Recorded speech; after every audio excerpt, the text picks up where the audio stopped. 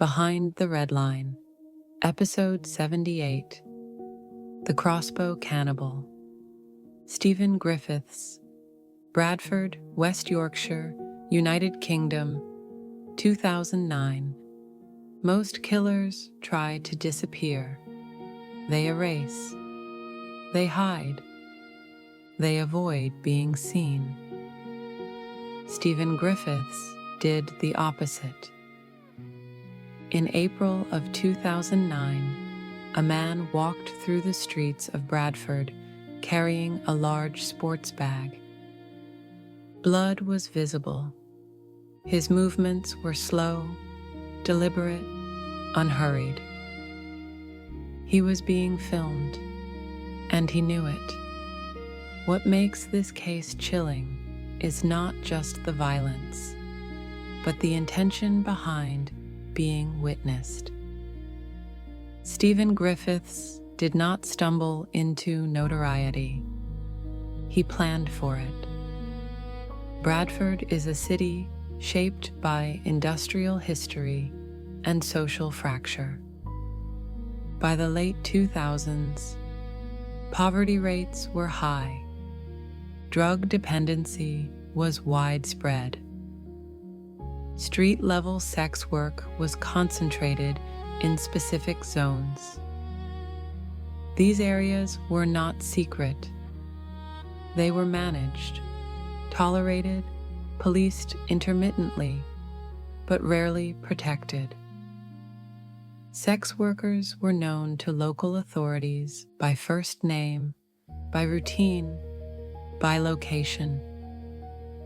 And yet, violence against them was often treated as occupational risk rather than emergency. This context matters because serial violence does not thrive in chaos alone. It thrives in predictability combined with neglect. Stephen Griffiths was not uneducated. He was not impulsive. He was not disconnected from society. He was a criminology student at the University of Bradford. He studied serial homicide, offender typologies, media portrayals of killers, the psychology of notoriety. He read case studies not with revulsion, but with identification. People who interacted with him described an intense stare, social awkwardness, a sense of superiority, emotional detachment. Griffiths lived alone in a flat close to Bradford's red light district. Location was not accidental. Proximity was strategy. Griffiths did not snap. He constructed himself. Psychiatric evaluations later revealed narcissistic traits, psychopathic characteristics, delusions of uniqueness. He believed he was smarter than police. He was different from ordinary criminals. He deserved recognition. This is critical. Stephen Griffiths did not kill out of loss of control. He killed out of control obsession. In early 2009, Griffiths crossed a line. The first murder marked a shift from internal fantasy to external action. He targeted sex workers because they were accessible. They were less likely to be immediately reported missing. Society had already minimized their safety. He approached calmly. He negotiated. He appeared non-threatening. Then he used extreme violence.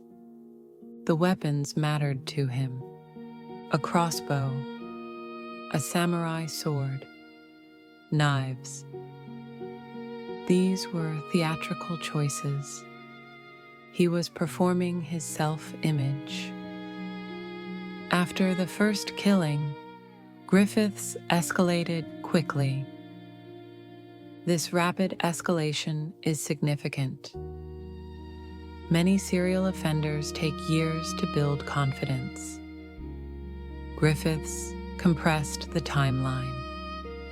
Why? Because he had already rehearsed mentally. He had studied what escalation looked like. He wanted to reach what he believed was the serial killer threshold. His victims were not random. They were chosen based on routine, visibility, vulnerability, and yet they were individuals, not archetypes. 3 women were murdered. They were known in their community, known to outreach workers, known to police. They had families, histories, struggles, people who noticed their absence. They were not invisible to those who loved them. Griffiths later described them clinically. This emotional detachment was not ignorance. It was moral disengagement, a deliberate psychological choice. On April 24, 2009, CCTV captured Griffiths dragging a large bag through the street. This footage is central to the case. It was clear, unambiguous, unavoidable. Investigators traced the footage step by step. It led directly to Griffiths' flat. Inside, police found human remains, blood evidence, weapons, items linking him to all 3 murders. This was not a puzzle. It was a confirmation. Stephen Griffiths did not resist arrest. He did not deny involvement. He appeared calm, almost satisfied. This reaction is crucial. For Griffiths, arrest was not failure. It was validation. In court, Griffiths declared, "I am the Crossbow Cannibal." This statement was not spontaneous. It was rehearsed. He was attempting to control the narrative, secure a nickname, cement his identity. Media outlets repeated it, and in doing so, unknowingly participated in his fantasy. Griffiths pleaded guilty to 3 counts of murder. Psychiatrists concluded he understood right and wrong. He was legally responsible. He showed no genuine remorse. He was sentenced to whole life imprisonment, no parole, no release. This case forces difficult questions. When does reporting become amplification? Do nicknames serve the public or the killer? Who benefits from spectacle? Behind the RedLine refuses to glamorize, because fascination without context is complicity. Stephen Griffiths did not want anonymity. He wanted history. What he received instead was exposure, stripped of myth.